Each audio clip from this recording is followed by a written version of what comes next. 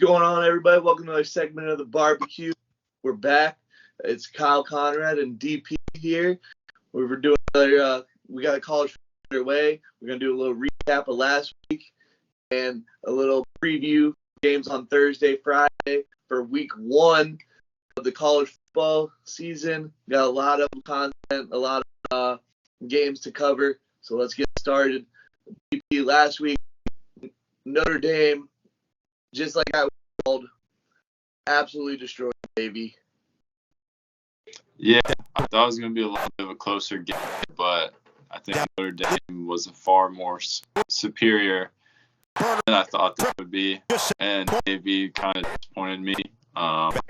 Like I said, Navy hasn't been super hot over the past few years, but Notre Dame took it to me. I expected Navy's offense to be a little bit better ball, but they disappointed, like I said. But shout out Notre Dame. They look pretty good week 1. I think the next week they play like Tennessee Tech, so not like a super hard beginning to the season. But so far so good for the Irish. Yeah, I mean, Sam Hartman looked absolutely amazing, threw for 4 touchdowns. I believe he only had 4 incompletions as well. Notre Dame actually averaging 6 yards to carry. It just seemed like they could do whatever they wanted against Navy. And 42 to 30, that's like a beatdown. Like, their defense was like came to play too. It's not like it was just the offense was showing out.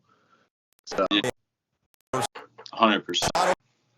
I mean, Navy normally has a pretty good offense. For them to hold them to 3, and it's tricky. So it's like it's a tricky offense. They normally put up some points. So the fact that they held them to 3 points is pretty impressive, in my opinion. Definitely. That triple option is always hard to defend. So only allowing 3 points was pretty impressive. And Notre Dame might be a sneaky play this year. Yeah, we'll see how it goes. It's only week 1, so let's not get ahead of ourselves. That is true. And then now we got Jacksonville State versus UTEP. Gamecock stand up. Congratulations on the first win. One of our big CUSA matchups from last week. Hey, last week was a Conference USA week. We had 5 Conference USA teams, which I'm pretty sure that's like half the conference there.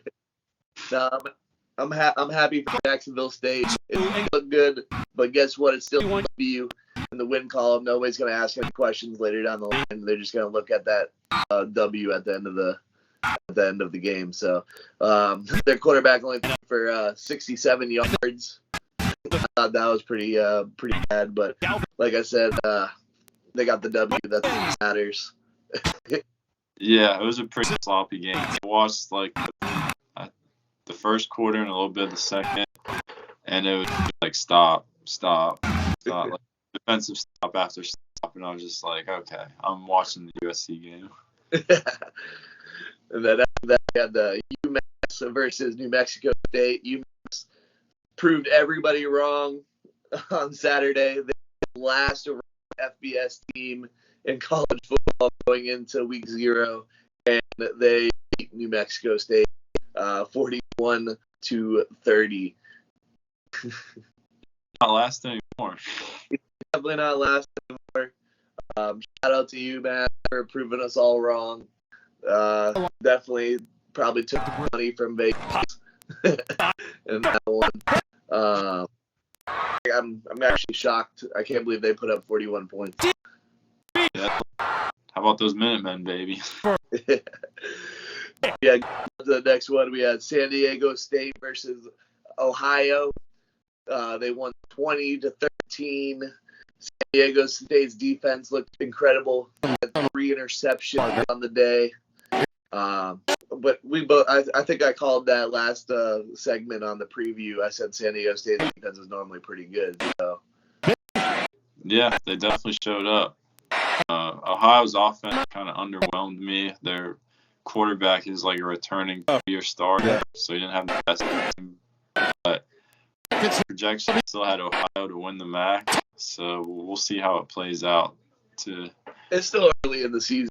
I mean, we said it the last segment too. It's tough that first week. You got to get pregame jitters out. Everybody's antsy. So you don't get always your best performance week one, and a lot of people will normally bounce back after that, especially on the smaller teams. But so we'll have to wait and see how they progress throughout the year, and see if Ohio can meet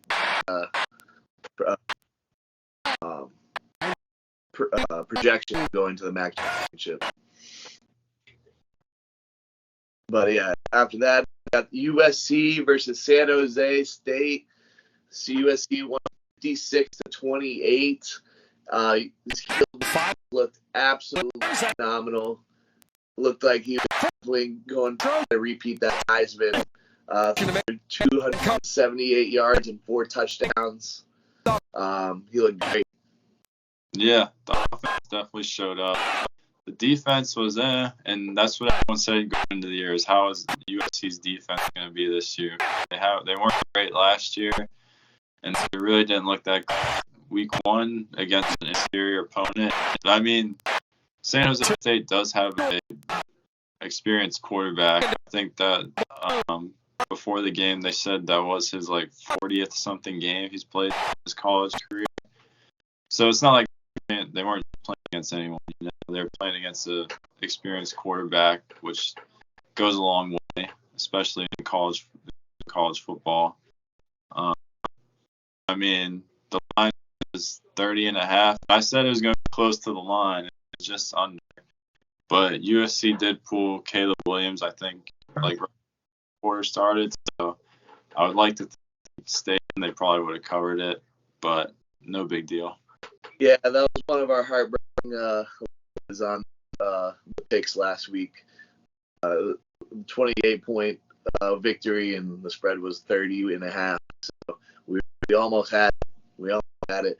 I do remember them saying too in the segment during the game is Jose receivers. There was only of the 4 receivers that were technically, I guess, they're starters. They only had a total of 46 routes ran in college football. So, I mean, it might have been a little tough for that new quarterback, or that quarterback that has a little bit of getting that timing down with those receivers. But he didn't play bad. The quarterback did not play bad for San Jose State at all. And honestly, the running game was phenomenal. They were averaging 70 yards a carry. So, I think USC's defense is really suspect, which could hurt them in the long run. Yeah. We'll see what happens, though.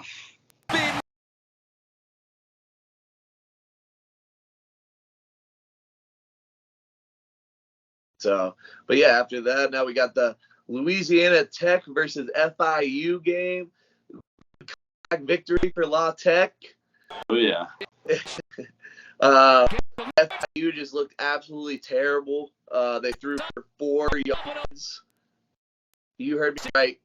4 yards the whole game. Grayson James threw for 4 yards with a QBR of a 5.0. Now, is that a testament of Louisiana Tech's defense that good, or was FIU just that bad? I think FIU's just that bad. That's like 0.3 yards of completion. Like, that is terrible. How many completions did he have? 5 for 14. Oh, yeah, that's rough. And meanwhile, Hank Barchmeyer, the quarterback for or Batchmeyer for Louisiana Tech, threw for 333 yards. So he shut out. Yeah, that's a little bit better than 4. Yeah. So I mean, I just can't believe I've never seen this that bad in my life. Yeah, and they only threw for 4 yards, and it was a close game. So that's impressive. Not gonna lie. And the fact that I said that it was going to be a close game. That one right, you got that one wrong. But, yeah, it should not have been. According to the stat sheet, that should have been a blowout.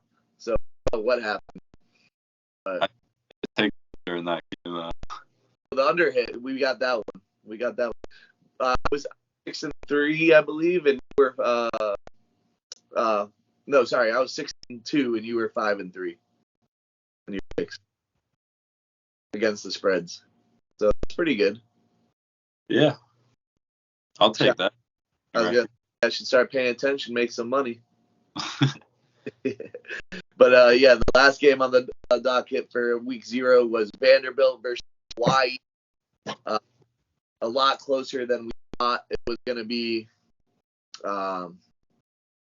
Yeah, so it was 35, Hawaii 28. But we both got that one wrong too.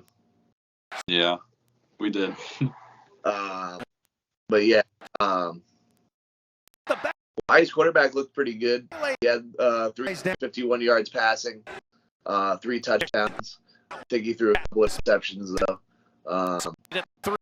And then that guy AJ Swain threw for 258 yards, 3 touchdowns. He looked really good. He was very efficient. I think he also only had like 4 or 5 incompletions the whole game. He looked really good. Overall, it was a pretty clean game. There weren't a ton of mistakes. Both offenses looked pretty good, I thought.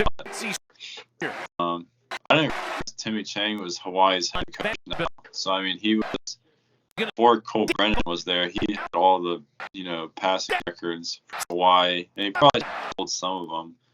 But with him as a coach, it's going to be a very quarterback-friendly system, I think. So, Hawaii's offense for some points this year. I didn't see much there. I understand why he's pleading his case. Never know. I mean, once you go back to the full Brennan years, man, to the goal line, but he fumbled. But it's covered by Hawaii. I think he was a Heisman candidate that year for Hawaii.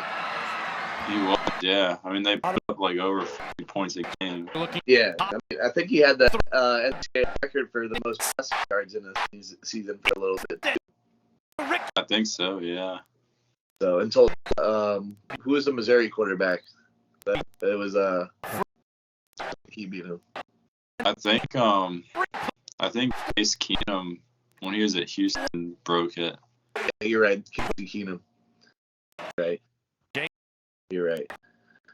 Yeah, that was it for